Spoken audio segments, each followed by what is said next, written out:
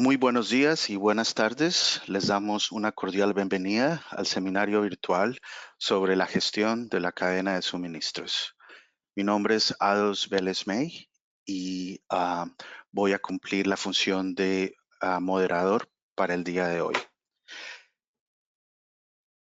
El seminario ha sido organizado en asocio con el Foro LAC y la red IBP, que por cierto cumple 20 años este año. Y contamos también con el apoyo del Fondo de las Naciones Unidas para la Población. Am, eh, es un gusto para mí estar en este espacio con todos ustedes y les agradezco por su participación y por su interés en este seminario.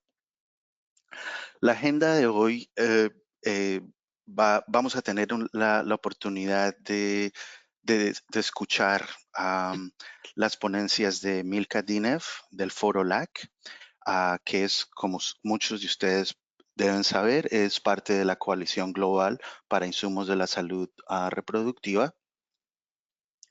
Y Milka nos va a dar un resumen de la reseña de la práctica de alto impacto y algunas acciones asociadas a esta del Foro LAC. La presentación de Federico es titulada Alternativas frente al impacto del COVID-19 en el acceso de anticonceptivos en la región, en América Latina y el Caribe. Tendremos la oportunidad de tener un espacio de preguntas y respuestas al final de las dos presentaciones y daremos cierre a las 10 de la mañana, hora de Panamá y Lima. Antes de dar inicio, quiero recordarles a todos los asistentes que el evento será grabado. Nos puede enviar sus preguntas en cualquier momento de la presentación y las responderemos en el momento que terminen las dos ponencias. En el área de documentos he guardado la copia de la presentación del día de hoy, las copias en portugués, español e inglés de las reseñas de la práctica de alto impacto y otros documentos importantes para su referencia. De nuevo les invito a visitar nuestra página web de prácticas de alto impacto, que está disponible en español, en inglés, portugués y francés. Y ahora, antes de pasar a la primera presentación, quisiéramos hacer un corto sondeo para tener más o menos una idea de quién nos acompaña el día de hoy en el seminario. Pueden tomar un minuto para contestarlo y le queremos preguntar actualmente dónde trabaja, si es una organización sin ánimo de lucro, si es una dependencia del gobierno, ya sea nacional, a nivel de departamento o provincia, si es una agencia de la ONU o es un colega independiente o trabaja para una organización o red regional. Ya estamos recibiendo algunas respuestas. Y en menos de 15 segundos compartiremos los resultados. Así que todavía tienen algunos momentos para participar.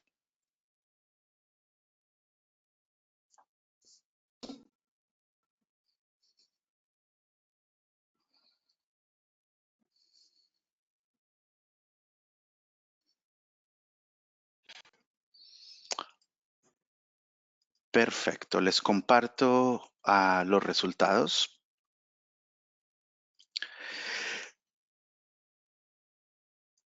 Que los pueden ver en pantalla. Tenemos más o menos una gran mayoría de nuestros participantes trabajan en una dependencia de gobierno seguida por organización sin ánimo de lucro. Les agradecemos muchísimo por su participación y sin más podemos continuar a la siguiente parte de nuestra presentación. Contamos el día de hoy con Milka Dinev del Foro LAC y con Federico Tovar del UNFPA, Oficina Regional para Latinoamérica y el Caribe. Milka, muchísimas gracias por tu participación y te paso el micrófono. Gracias, Ados, por tu presentación y es un gusto ver que tenemos tantos colegas de los gobiernos entre los participantes. Como bien les dijo Ados, soy la asesora regional del Foro LAC, que es el brazo en nuestra región y en castellano de la Coalición Global para Insumos de Salud Reproductiva. Vamos entonces a empezar con la primer slide sobre las prácticas de alto impacto.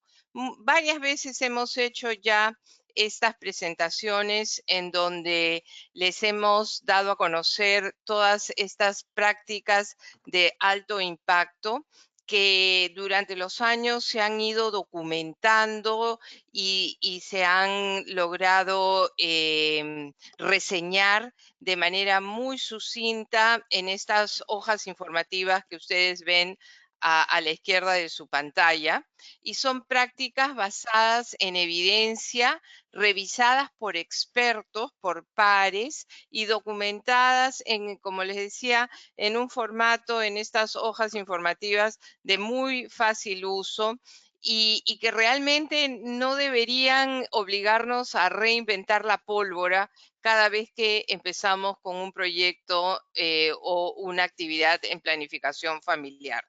Estas prácticas de alto impacto se han documentado en todo el mundo y son actividades y estrategias que funcionan y se pueden utilizar ya sea para la incidencia política, para el advocacy, la abogacía, para hacer el planeamiento estratégico, para el diseño de los programas, para cubrir brechas en investigación, para informar a las políticas y lineamientos de los países y especialmente para apoyar la implementación de programas. Son prácticas que justamente, y disculpen la redundancia, ¿no? Prácticas para una práctica sencilla y estratégica en planificación familiar. Y tienen consejos sumamente relevantes para todos los programas de planificación familiar. El siguiente. Las categorías de estas prácticas de alto impacto se han dividido en 3. Cambios sociales y de comportamiento, y tenemos una serie de prácticas de alto impacto en cambio social y cambio de comportamiento que influye especialmente en el conocimiento, las creencias, los comportamientos y normas sociales relacionadas con la planificación familiar. Estas son las prácticas en donde podemos atacar algunos de los graves problemas que tenemos en planificación familiar, que son los mitos asociados con la planificación familiar y el uso de anticonceptivos. Entonces, tenemos una serie de prácticas en este campo que podrían ayudarles a ustedes como gerentes de programa, como prestadores de servicio, en mejorar esos mensajes que damos a la comunidad para hacer cambio de comportamiento. Luego tenemos otro conjunto de prácticas de alto impacto relacionadas a la prestación de servicios. Y estas prácticas reseñan cuáles son las mejores formas de asegurar la disponibilidad, la accesibilidad, la aceptabilidad y la calidad de los servicios de planificación familiar. Son prácticas basadas en evidencia de qué es lo que funciona realmente en los servicios de planificación familiar. Y otro tercer grupo donde se han agrupado estas prácticas son en lo que se llama en inglés el enabling environment, ¿no? Muchos conocerán ese término, el entorno propicio, el crear un entorno propicio que aborde esas barreras que tenemos en la mayoría de nuestros países y que afectan la capacidad de los ciudadanos a acceder a servicios e información de planificación familiar. Entonces tenemos el entorno propicio y todas las prácticas asociadas a estas barreras sistemáticas, la prestación de servicios y el cambio social y de comportamiento. La siguiente. Entonces, luego de esta breve introducción sobre qué son las prácticas de alto impacto, vamos a enfocarnos en una de ellas, en la gestión de la cadena de suministros. Y justamente invertir en la cadena de suministros es clave para alcanzar los objetivos de la planificación familiar. Tenemos un dicho en este sector: sin producto no hay programa, y es donde la cadena de suministros juega un rol sumamente importante. Y como ven, la práctica está también sistematizada en esta hoja de informativa que ven en la parte derecha de su pantalla, en donde decimos gerenciamiento de suministros de salud reproductiva. La siguiente, A2. ¿Por qué es importante que la cadena de suministros funcione muy bien? Como les decía, sin productos no hay programa, ¿no? No podemos tener ni pensar en un programa de planificación familiar que no provea los anticonceptivos necesarios. Es crítico contar con una cadena de suministros fuerte que asegure la disponibilidad de insumos de planificación familiar. La coalición para insumos de salud reproductiva donde trabajo tiene 4 pilares en toda su misión y visión. Uno de esos pilares es justamente la disponibilidad de insumos para los ciudadanos. Otra razón por la que es importante la cadena de suministros es la necesidad de tener una elección voluntaria para espaciar o limitar el número de embarazos, y esta elección voluntaria solamente se logra cuando tenemos un menú adecuado, un inventario adecuado y confiable de insumos de salud reproductiva, y las usuarias, los usuarios pueden tener el derecho de seleccionar el anticonceptivo que más les conviene para ese momento de su vida. Y las cadenas de suministro efectivas tienen el potencial de reducir la demanda insatisfecha de métodos que anteriormente no estaban disponibles. Y lamentablemente esta pandemia del COVID-19 nos ha hecho retroceder muchos años en el tema de demanda insatisfecha. La demanda insatisfecha de métodos anticonceptivos ha subido enormemente en toda la región debido justamente a que las cadenas de suministros no han estado funcionando bien y muchos servicios han estado limitados con el tema de la pandemia. Muchos prestadores sin equipos de protección personal que hacían casi imposible su función. Vamos a la siguiente.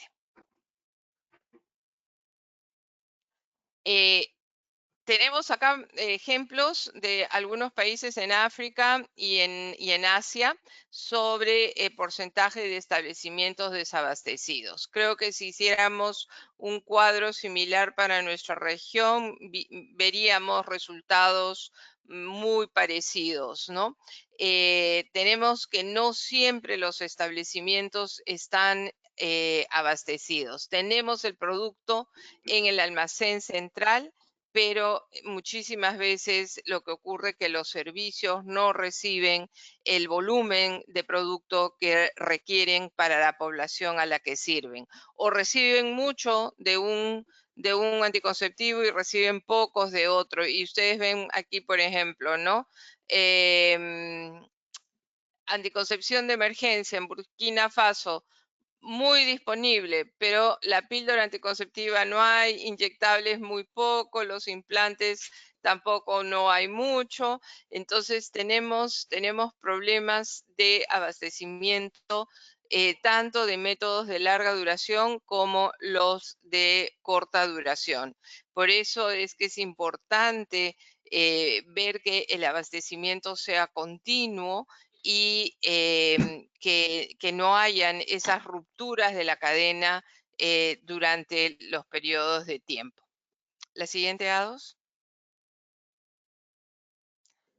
Acá vemos el mismo cuadro un poquito más grande, ¿no? En donde vemos del año 2015, 2016, 2017, 2018, lo importante que es tener data, lo importante que es tener la información, cómo va mi cadena de suministros en el transcurso del año, cuántos establecimientos tengo desabastecidos, cuáles tengo que tener prioridad, cómo debo de hacer una planificación más apropiada. La siguiente. Entonces, como les decía yo, estas prácticas de alto impacto nos traen el conocimiento mundial, ¿no? Es el conocimiento mundial sobre las estrategias que debemos de tomar para fortalecer la gestión de las cadenas de suministros. Una de las primeras intervenciones y que en la coalición la estamos priorizando mucho es incrementar la visibilidad y el uso de la información o data. Incluso en el foro LAC, a través de una plataforma que le llamamos CEPREMI, hemos logrado incrementar la visibilidad y el uso de información sobre los flujos y las compras de los anticonceptivos. En el mes de marzo, cuando empezó la pandemia de COVID, justamente con Federico Tobar y con iniciativa del UNFPA y del Foro LAC, logramos incorporar un módulo al CEPREMI para aumentar la visibilidad de los stocks que cada país contaba en el mes de marzo del 2020 con el inicio de la pandemia. Y ha sido sumamente importante para los países ver cómo iban sus stocks en relación con el desarrollo de la pandemia. Ustedes recuerdan que los primeros 3 meses muchísimas fábricas de anticonceptivos y fabricantes de anticonceptivos en China e India, principales proveedores de principios activos y de anticonceptivos, estuvieron cerradas, ¿no? Recién en el mes de junio, mayo, junio, la producción de anticonceptivos se volvió a casi normalizar, no diríamos al 100%. Entonces, eso ha sido una ruptura enorme del flujo. Número dos, los países han estado dedicando más recursos a la lucha contra el COVID y no se han hecho todas las compras que deberían de hacerse. Y una de las otras condiciones ha sido que el tráfico internacional, tanto aéreo como marítimo, estuvo prácticamente paralizado los primeros meses de la pandemia. Entonces, bien importante que tengamos sistemas de información robustos que permitan a quienes toman decisiones de compra, de transporte, de envío, que tengan la información a la mano y que la utilicen. Muchas veces tenemos información y no se utiliza para la toma de decisiones y es una buena práctica el incrementar la visibilidad y el uso de la información. Una segunda intervención mundial que realmente funciona es acelerar el flujo de los productos, ¿no?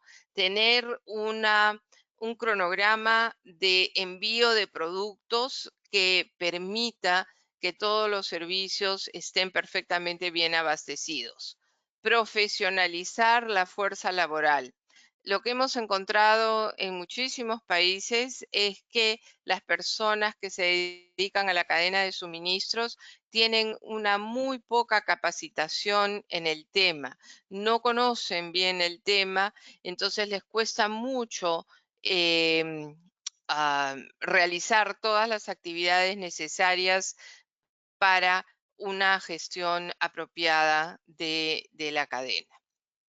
Y capitalizar la capacidad del sector privado. Tenemos países y regiones como Cajamarca, por ejemplo, en el Perú, que decidió tercerizar toda la distribución que tenían ellos de los productos farmacéuticos, con el fin de utilizar esa capacidad del sector privado para llevar los productos a todos los establecimientos de la región.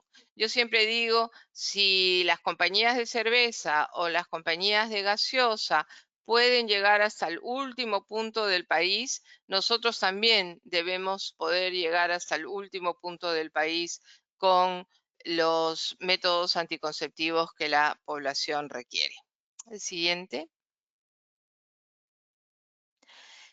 Tenemos, por ejemplo, algunas intervenciones que se han hecho en Nigeria, ¿no? Y estas son intervenciones que figuran en la hoja informativa sobre esta práctica de alto impacto. Se aumentó la visibilidad de la data y el uso de data en el estado de Kaduna, en Nigeria, lo que redujo los desabastecimientos en un 6%. Se aceleró el flujo de productos. Ese ejemplo lo tenemos en Mozambique, que aumentó la disponibilidad de productos y redujo los costos anuales. Nepal, por ejemplo, redujo los desabastecimientos a menos de 2% porque profesionalizó a la fuerza laboral que estaba dedicada al tema de cadenas de insumos. Y número 4, capitalizar la capacidad del sector privado. Y tenemos el ejemplo de Senegal, que redujo los desabastecimientos al 2% a través de la tercerización. Y esa misma estrategia, como les decía, la hemos tenido en el Perú, en la región de Cajamarca, con bastante éxito. Entonces, existen ejemplos a nivel global de cómo mejorar la cadena de suministros, y el tema de visibilidad de la data, aceleración del flujo de productos, profesionalización de la fuerza laboral y el uso de la capacidad del sector privado son intervenciones realmente claves. La próxima. En el foro LAC. ADOS me pidió hacerles una muy breve reseña del foro LAC. Como les decía, somos el brazo regional de la Coalición Global para Insumos de Salud Reproductiva en castellano. Nos ocupamos de todos los países de México hasta el sur, hasta la Patagonia.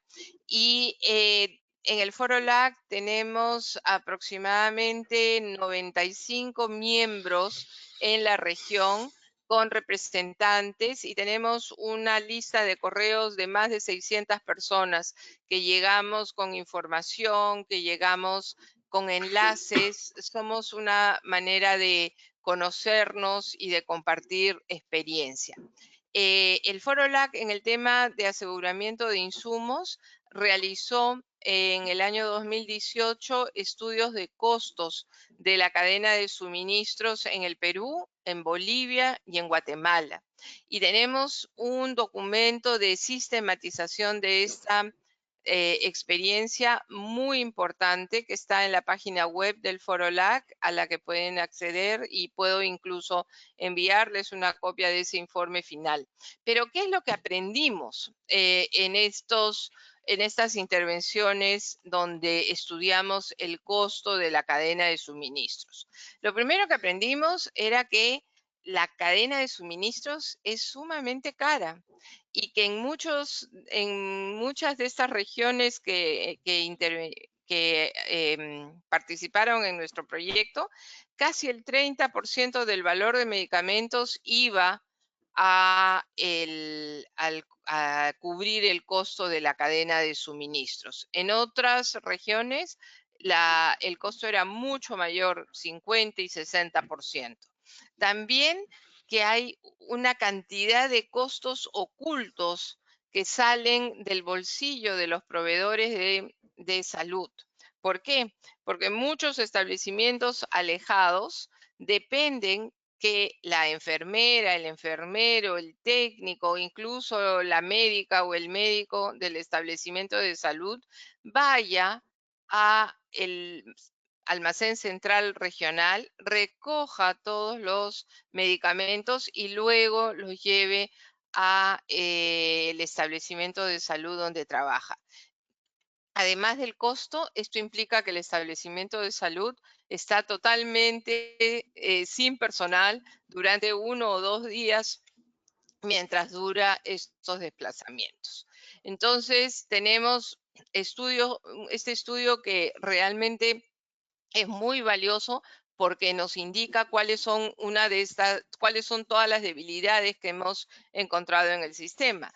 También hemos encontrado una enorme falta de coordinación entre las ONGs que trabajan el tema de salud reproductiva y los ministerios de salud en el tema de cadena de insumos. Las ONGs no conocen eh, profesionalmente qué es una cadena de insumos y les cuesta mucho porque tienen muy poca experiencia en hacer abogacía por la cadena de insumos. Habría que fortalecer los comités de sociedad civil que trabajan mano a mano con los ministerios de salud para que estas cadenas de suministros sean fortalecidas.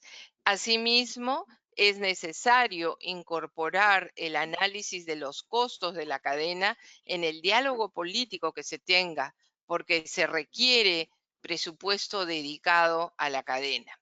Luego, como les dije, a raíz de la pandemia establecimos un módulo de stocks en el CEPREMI que permite que los ministerios de salud conozcan cuáles son sus stocks nacionales y cómo pueden ir variando mes a mes de acuerdo al consumo esos stocks. Y otra de las actividades que hicimos justamente con el fin de fortalecer la cadena de suministros y que no se rompa el abastecimiento por productos importados, fue crear un listado de fabricantes que están domiciliados en nuestra región y que permitirían que se hagan compras dentro de la región sin tener que importar los insumos de India o de China.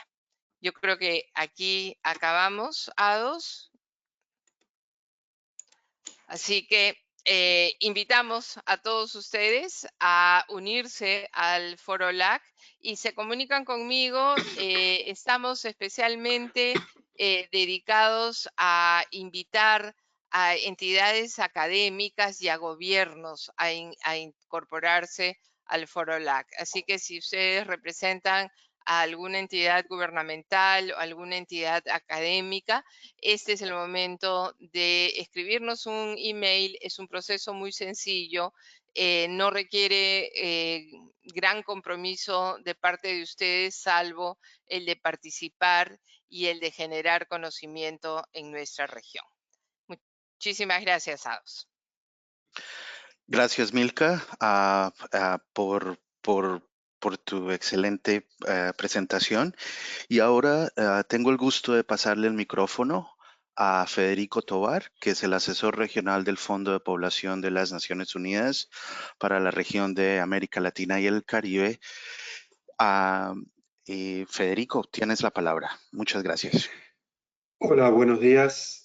Bueno, agradezco mucho esta posibilidad de compartir con ustedes este espacio. Cuando ADOS me invitó a participar, me pidió que hiciera un análisis de costo-efectividad de anticonceptivos y yo le propuse hacer una referencia al análisis del impacto del COVID-19 en el acceso a anticonceptivos en nuestra región y utilizar la evaluación económica para evaluar alternativas para paliar ese altísimo impacto. Así que es lo que les voy a intentar mostrar ahora. Cuando se inicia la pandemia y antes de que supiéramos que América Latina y el Caribe iba a ser la región más afectada y que incluso otras regiones en desarrollo como África iban a resultar bastante menos afectadas que la nuestra, el Fondo de Población junto a Avenir Health desarrollaron un relevamiento anticipatorio del impacto que podría tener el COVID, considerando diferentes hipótesis de dificultades de acceso método por método y tanto en el canal de acceso público como en el canal privado. A partir de esa investigación se contemplan diferentes escenarios, pero en el escenario que consideraba que la pandemia duraría alrededor de 6 meses, se estimaba que 47 millones de mujeres en países en desarrollo, es decir, de desarrollo medio y bajo, iban a interrumpir el uso de anticonceptivos modernos y eso podría generar 7 millones de embarazos no intencionales en los países en desarrollo. El estudio no se desagregó por regiones, de manera que decidimos hacer nuestro propio estudio para América Latina y el Caribe. Vamos a la siguiente, Ados, por favor. El estudio que hicimos, que como mencionó Milka, una parte del mismo comienza a partir de esa encuesta que Milka mencionaba, que se hizo desde el CEPREMI a los ministerios de salud, preguntándoles sobre sus previsiones de compras, sus inventarios actuales de anticonceptivos y los ritmos de consumo promedio. Se complementó con un análisis del consumo en farmacias. Ustedes saben que América Latina y el Caribe se ha caracterizado por una altísima dependencia del acceso a los anticonceptivos a través del gasto de bolsillo, es decir, de la compra directa. En la última década ha mejorado mucho la provisión pública y se han invertido las proporciones. Antes un 60% de las usuarias los adquirían a través de gastos directos. Hoy, según los análisis que hacemos de las encuestas generales de salud y demografía, nos permiten afirmar que el 40% en promedio de las usuarias en América Latina los compran en farmacia. Pero el año pasado hicimos un estudio econométrico analizando la sensibilidad que hay en ese consumo al ingreso de los hogares y la elasticidad ingreso en el consumo en farmacia es altísima. Identificamos que por cada punto percentual que aumenta la población viviendo con menos de $2 al día, baja 2 puntos la cantidad de usuarias de métodos anticonceptivos que los adquiere a través de farmacia. Ese trabajo fue publicado en Reproductive Health Matters, está en la última edición de la revista. La segunda vía de evaluación es la que mencionaba Milka, que es esa encuesta que hicimos a los países que participan en el sistema de precios de medicamentos e insumos, CEPREMI, que nos permitió medir el desabastecimiento, no a nivel de los servicios, sino a nivel del país en su conjunto. Es decir, puede ser que el país esté abastecido, pero que el servicio no esté abastecido. Y la coalición aportó una herramienta fundamental, que es Micro, que modeliza el comportamiento registrado en la demanda de anticonceptivos durante la pandemia de ébola hace unos años en algunos países de África, y a partir de ello pudimos medir también cómo se podía retraer la demanda en servicios públicos de salud. Entonces, utilizando esas 3 herramientas, conseguimos medir la retracción en términos de años pareja protegido, es decir, sumar los diferentes métodos y las diferentes dificultades de acceso en cada método y pasarlo a una unidad única común de efectividad, si ustedes quieren, que es mujeres protegidas durante un año. Vamos a la siguiente, por favor, Ados. Entonces, en esos 3 canales Dale un clic, por favor. En esos 3 canales podemos medir el impacto, dale otro clic, y a través de eso podemos transformarlo en años pareja protegidos. Teniendo años parejas protegidos, podemos estimar mujeres que discontinúan el uso y podemos estimar necesidades insatisfechas, es decir, el incremento de las necesidades insatisfechas de métodos anticonceptivos modernos ocasionados por el COVID. Vamos a la siguiente, por favor. Pero además, utilizando otra herramienta que es muy conocida, que es el IMPACT-2, podemos, a partir de los años pareja protegidos, derivar otros resultados de salud reproductiva como la cantidad de embarazos no intencionales que se incrementan por discontinuidad del acceso a anticonceptivos, la cantidad de abortos que se incrementan, la cantidad de muertes maternas y de muertes neonatales, también vinculadas a esta disrupción generada por el COVID-19. La siguiente, por favor. Entonces, a partir de esto, demos un clic, podemos trabajamos en 3 escenarios, un escenario donde la pandemia duraba 3 meses, que ya quedó superado, un segundo escenario donde la pandemia duraba 6 meses, que en realidad también quedó superado, y un tercer escenario que llamamos el escenario pesimista, donde la pandemia se extendería hasta marzo del año próximo, es decir, un año entero. Y lo que medimos ahí son los años pareja protegidos que se pierden por abastecimiento, es decir, por acceso de las mujeres a través de la compra directa en farmacias o a través de la entrega en servicios de salud. En el escenario más optimista, que era el que consideraba que a los 6 meses se restablecía el acceso pleno a los servicios de salud reproductiva y a los anticonceptivos, se perderían 5,8 millones de años pareja protegida. En el escenario más pesimista, donde continuaría el efecto de la pandemia hasta marzo, se perderían 9,2 millones de años parejas protegidos. Dale un clic, por favor, a 2. Entonces, cuando pasamos estos datos a nuestros modelos, los llevamos a estimar cuánto se incrementan las mujeres que discontinúan el uso de anticonceptivos. En el escenario donde la pandemia duraba 6 meses, eran 12,8 millones y si continúa hasta marzo van a ser 20 millones. Esto representa de 1,7 a 2,6 millones de embarazos adicionales no planificados, de 778.000 a 1,2 millones de abortos y sucesivamente con las muertes maternas y las muertes neonatales, donde el impacto es un poco menor, pero bueno, estamos hablando de vidas humanas, o sea, es una situación dramática. Es decir, el impacto del COVID-19 sobre el acceso a los anticonceptivos en nuestra región es fatal.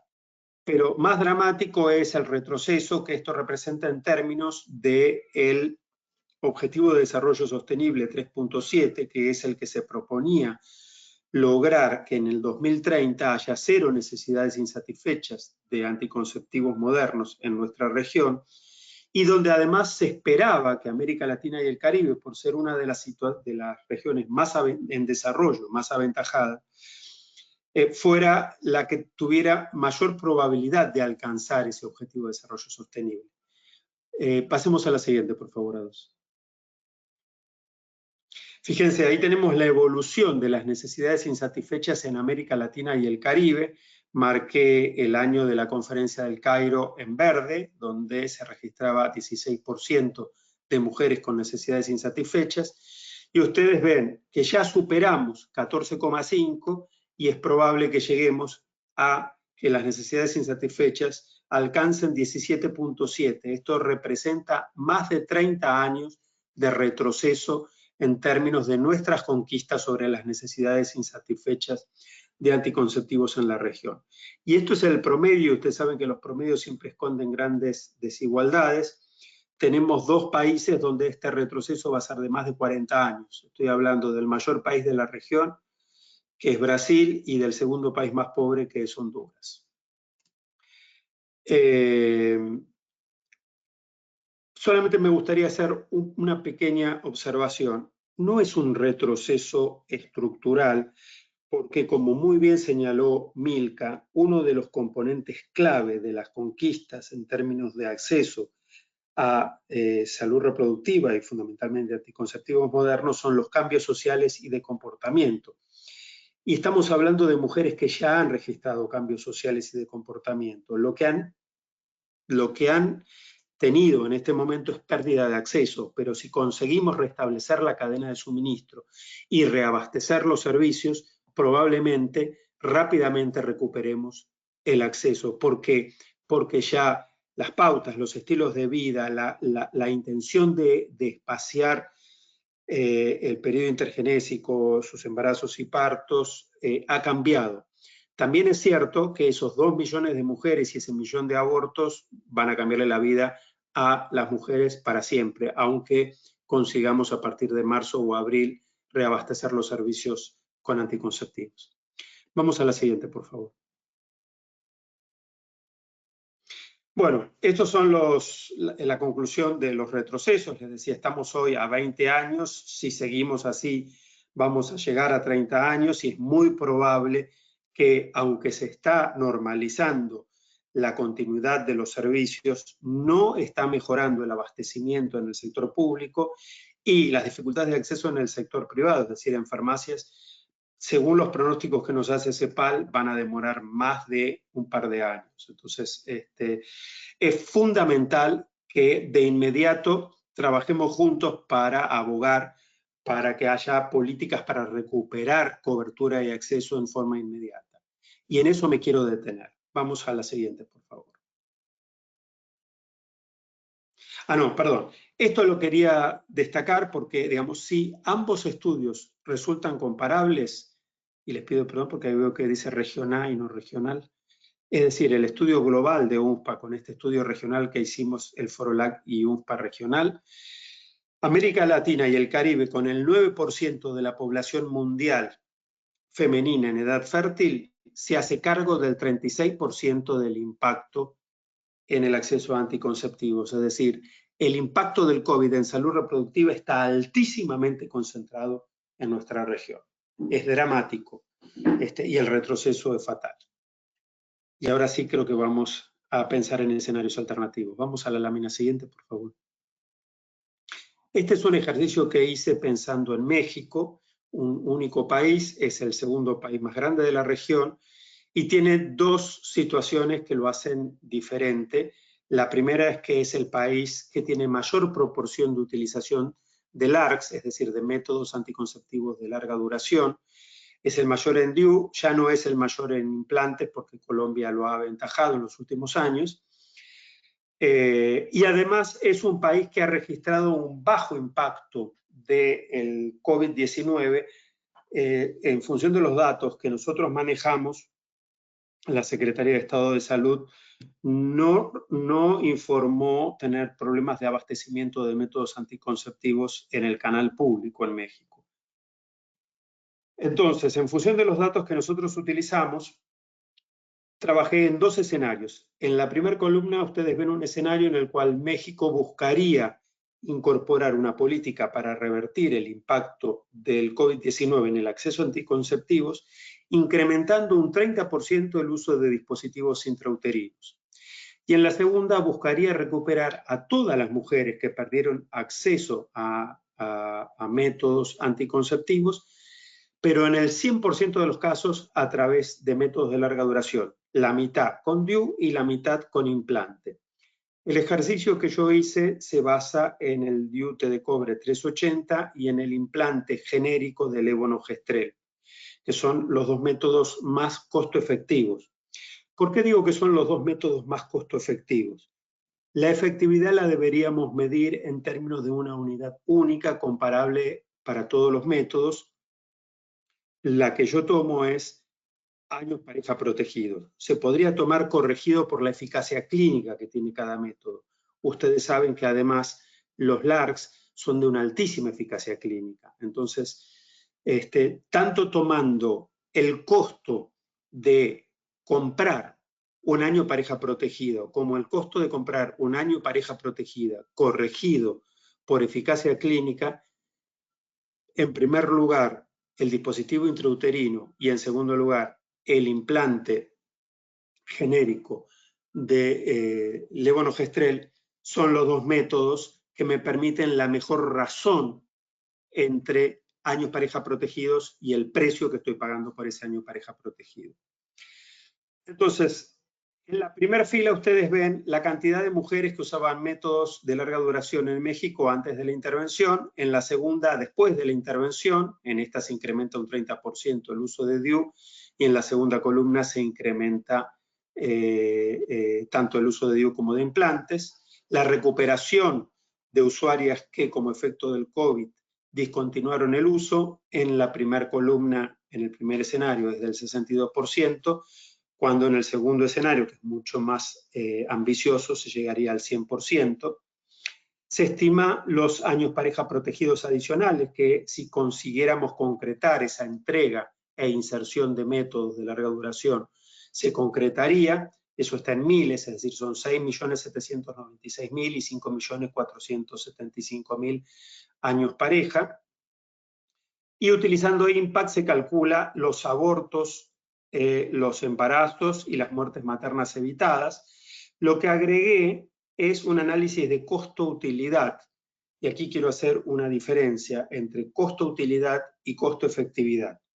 El análisis de costo-efectividad es un análisis que compara dos o más intervenciones, en este caso sería dos o más anticonceptivos, sobre una unidad única de efectividad. Por eso yo proponía tomar años parejas protegidas o años parejas protegidos corregidos por la eficacia clínica.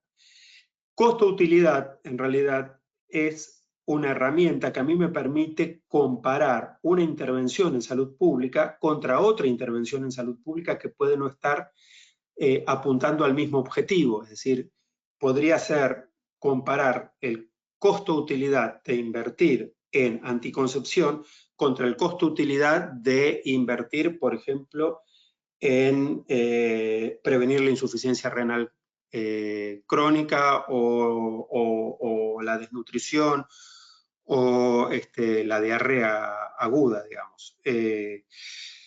Lo que yo tomé es el cálculo de, en función de la morbimortalidad materna, cuántos años de vida ajustados por discapacidad se pierden y cuántos se podrían ganar promoviendo el incremento de cobertura del ARCS en las dos columnas. Ahí ustedes ven ambas medidas, digamos. Es decir, son bastante similares la cantidad de DALYs, es decir, de años de vida ajustados por discapacidad, que se consigue ganar.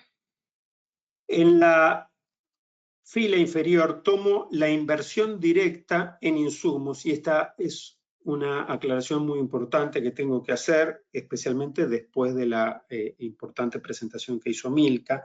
Yo tomé solamente el costo del anticonceptivo y tomé el costo free on board, es decir, el costo del anticonceptivo comprado a través de UNFPA, que en general tiene precios bastante más baratos que los de las compras nacionales, y puesto arriba del barco, sin contar el flete, es decir, el transporte desde la fábrica hasta el país de destino, sin contar el seguro, sin contar el costo de desaduanaje y sin contar ese costo de la cadena de suministros al interior del país, que Milka decía en promedio es de alrededor del 30%. Es decir, yo tendría que agregarle como mínimo un 45% a los valores que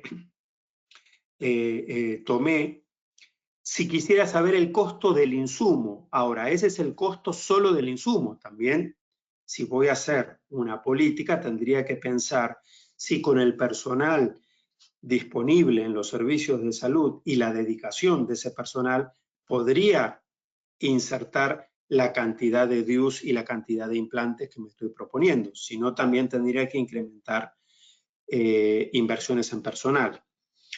Pero fíjense, solamente considerando el costo directo del insumo free on board, por cada año pareja protegido que yo vaya a proveer en México, a través de DIU, estoy pagando 10 centavos de dólar.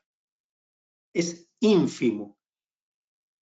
En un estudio que hicimos desde el Fondo de Población hace unos 4 años, detectamos que el método más utilizado en la región es el anticonceptivo oral combinado, fundamentalmente el de etinilestradiol combinado, y que medimos cuánto las mujeres que lo compran en farmacia pagan en proporción a su salario promedio. Los países oscilan entre el 1 y el 4% del salario promedio de las mujeres destinados a cubrir el costo de la anticoncepción. Fíjense, si México le entrega a mujeres que están comprando o que estaban antes de la pandemia comprando anticonceptivos orales en farmacia, le coloca un DIU multiplicado por la duración de ese DIU, le está transfiriendo más de un salario. Es decir, el impacto redistributivo que tiene, no estamos hablando de impacto en salud pública, el impacto redistributivo es altísimo. Como el costo del implante es mayor, cuando yo voy a mirar el costo por año pareja protegido en la segunda columna, me da muy superior, me da $1,9, que sigue siendo muy barato, pero comparado con la altísima eficiencia que tiene el DIU, obviamente no, digamos, no, es un subóptimo, ¿no? Y lo último que tomo es el costo-utilidad. Es decir, si yo fuera ministro de Salud y vienen algunos de los que están participando en este evento y me dice, miren, tiene que invertir en recuperar el acceso de las mujeres a los métodos anticonceptivos y fundamentalmente a través del ARCS, porque eso las protege, probablemente yo como ministro le diría, bueno, pero yo tengo otras prioridades en salud pública. Ustedes me podrían decir, bueno, fíjese, por año de vida ajustado por calidad, usted estaría pagando, en la primera hipótesis, $163. Es nada. En evaluación económica consideramos usualmente que el umbral de eficiencia es pagar por cada DALI que se conquista el equivalente a una vez el Producto Bruto per cápita. Fíjense que acá, incluso en la segunda opción, que es la combinación de DIU con implante, con una vez el Producto Bruto per cápita, yo estaría ganando por lo menos 2 DALIs en México. Es decir, estamos frente a una inversión que es óptima desde el punto de vista de la eficiencia sanitaria, que es absolutamente eficiente desde el punto de vista de la efectividad para lograr protección frente a los resultados adversos en salud reproductiva, y estamos partiendo de considerar las dos opciones más económicas. Me parece que deberíamos trabajar juntos para construir escenarios de este tipo para los países a los cuales pertenecemos y trabajar juntos en la abogacía para que los gobiernos incrementen sus gastos. No son gastos inferiores. Ustedes pueden ver que ahí la inversión directa solo en insumos en la primera hipótesis es de $643.000 y en la segunda es de 10 millones, es decir, es muy alta. Claro, probablemente para México esto no sea tan representativo, es decir, sigue siendo eficiente, pero hay una rivalidad, es decir, un ministro o una ministra de salud tiene otras prioridades que tiene que atender con 10 millones de dólares. Bueno, con eso termino y quedo disponible para preguntas y para el debate. Muchas gracias.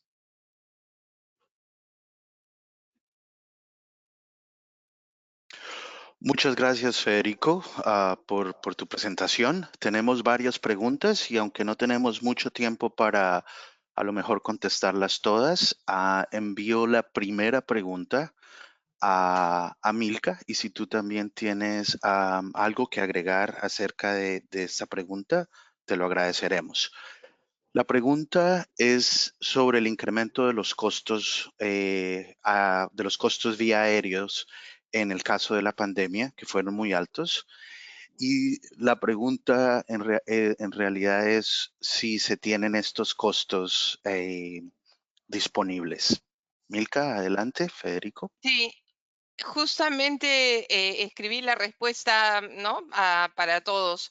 La oficina del Fondo de Población en Dinamarca, PSB, la que hace las compras para la región, ha calculado que el transporte aéreo se ha duplicado para algunos países y en otros casos, dependiendo de dónde esté el país, se ha triplicado.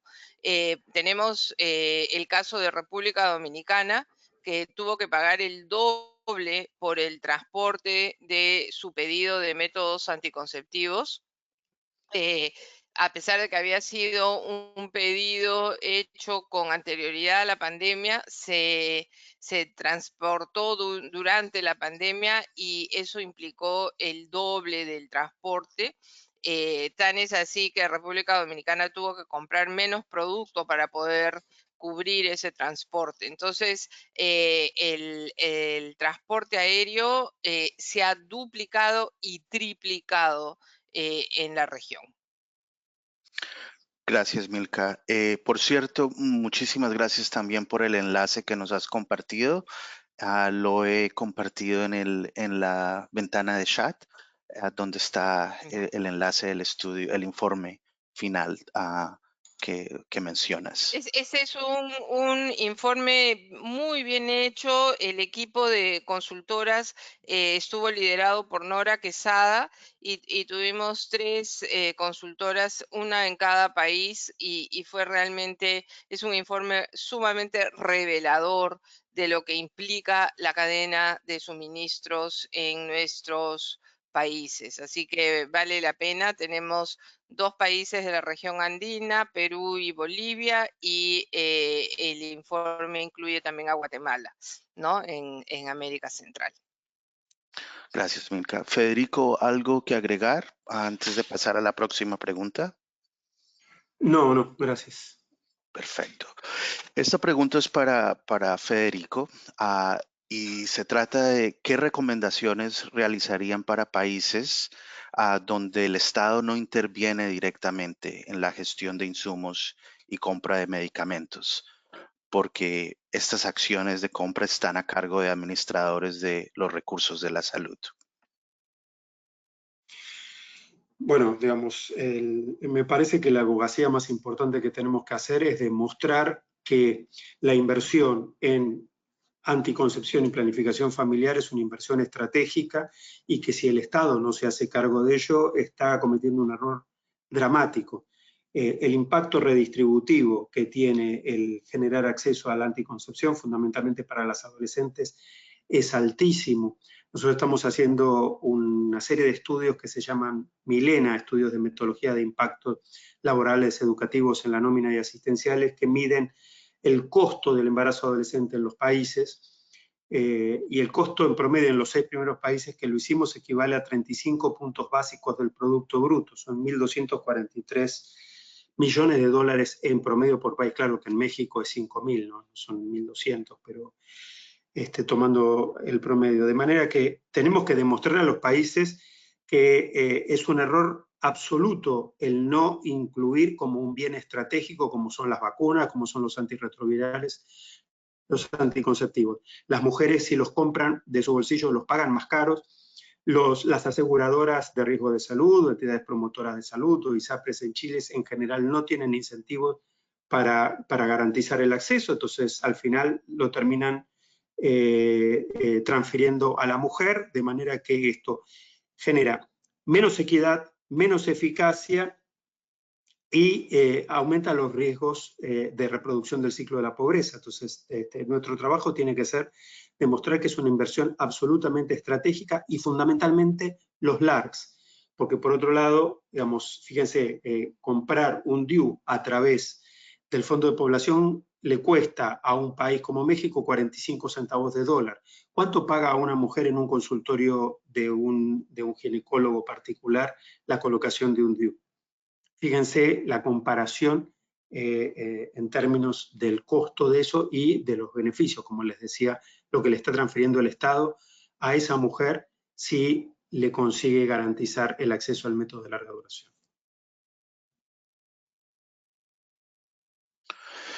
Gracias, Federico. Por último, a la última pregunta antes del cierre, está dirigida a ti, Federico, y también a ti, Milka, por favor. Es el tema de los desastres naturales. ¿Qué efecto pueden tener en el tema de acceso y la necesidad insatisfecha en los países afectados por desastres naturales como huracanes o tormentas tropicales? No, es fatal y se están incrementando, digamos, nuestros problemas que requieren intervención de ayuda humanitaria, tanto por los casos de migraciones. Estoy hablando del Triángulo Norte de Centroamérica, estoy hablando de los países fronterizos y no fronterizos con Venezuela, que ha generado un éxodo importante. Pero a eso se agregan, sí, huracanes, terremotos y erupciones volcánicas. Tenemos muchísimos desafíos. Necesitamos tener mecanismos de respuesta muchísimo más ágiles y la cantidad de inconvenientes que tenemos en ese sentido son eternos, digamos, desde la disponibilidad de los insumos, desde la aceptación de los insumos. Por ejemplo, el Fondo de Población disponibiliza kits a los países, pero requiere que el país acepte ese kit, porque en general los productos son fabricados en Asia y no tienen registro ante la autoridad regulatoria nacional. Entonces tenemos muchísimos desafíos sobre los cuales trabajar.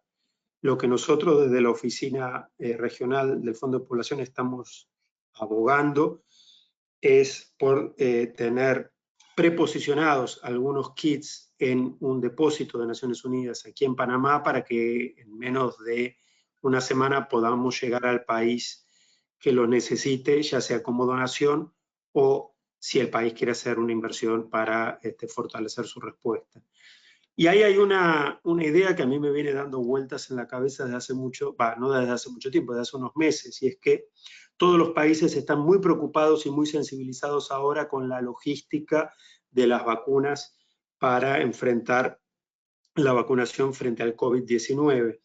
Y existe un aplicativo de código libre, es decir, de acceso gratuito, para la logística de las vacunas, que permitiría lo que decía Milka hoy, que hacen las distribuidoras de bebidas gaseosas o de bebidas alcohólicas, lo que hacen los correos privados, digamos, que es darme el tracking absoluto de cualquier producto y que yo pueda saber en cualquier momento dónde está un producto que yo envié por un correo privado. Entonces, si eso está disponible para las vacunas y los países lo van a incorporar para la logística ahora de las vacunas que van a adquirir para frente al COVID-19, nada nos impediría inventar unos ítems adicionales que serían los anticonceptivos y tener el tracking a través de un aplicativo que se utiliza con celulares de los anticonceptivos en toda la trayectoria, es decir, desde el almacén central hasta que se lo llevó la usuaria.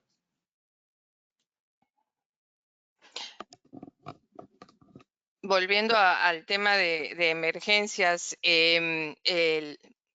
la gran desgracia que tenemos en muchos de nuestros países es que no planificamos para el momento de emergencia, ¿no? Los momentos de emergencia son relativamente pocos en términos de proporción del tiempo en comparación con todo el tiempo que tenemos para realmente estar preparados para una emergencia, ¿no? Una de las debilidades grandes que tenemos es justamente esa, la poca preparación que hacemos sabiendo que somos países vulnerables a emergencias y a desastres naturales. Guatemala me imagino que nunca pensó que iba a tener dos tormentas tan cercanas una de la otra con efectos tan devastadores. Pero ese es el momento. En el momento de tranquilidad hay que estar pensando cómo vamos a reaccionar para el momento de emergencia. Y esos kits de emergencia que menciona Federico son muy importantes porque no solamente incluyen anticonceptivos, incluyen también todo lo que es higiene personal, y aquí quiero hablar también sobre los insumos de salud menstrual. Muchas veces olvidamos en nuestra región la necesidad que tenemos de proveer toallas sanitarias o similar, copas menstruales para las personas que están sufriendo de una emergencia. Así que eso es parte del kit de emergencia y del kit de dignidad necesario para el tratamiento de una emergencia. Creo Gracias. que hemos excedido el tiempo, Ados, ¿no? Sí, muchas gracias, Federico y Milka, por las intervenciones y por responder a las preguntas de una manera tan puntual. Les agradezco muchísimo. Me resta solamente agregar a la última pregunta que dentro de los recursos de las prácticas de alto impacto, hace algunos meses publicamos una guía de planificación para entornos humanitarios. Entonces, les invito a que revisen esta guía en nuestra página web. Y con esto le quiero dar las gracias de nuevo a Federico y a Milka por sus intervenciones, por sus presentaciones y por responder las preguntas de nuestra audiencia. También le doy la gracia a todos los asistentes por su paciencia y por acompañarnos por más de 10 minutos después de haber sido terminada el evento. Por favor, para mayor información, visite nuestras páginas que pueden ver en pantalla y esperen noticias de nosotros para para los próximos seminarios que estaremos llevando a cabo en español, también en inglés y en portugués en un futuro muy cercano. Muchas gracias de nuevo, Milka y Federico, y les deseo a todos y a todas una muy feliz tarde.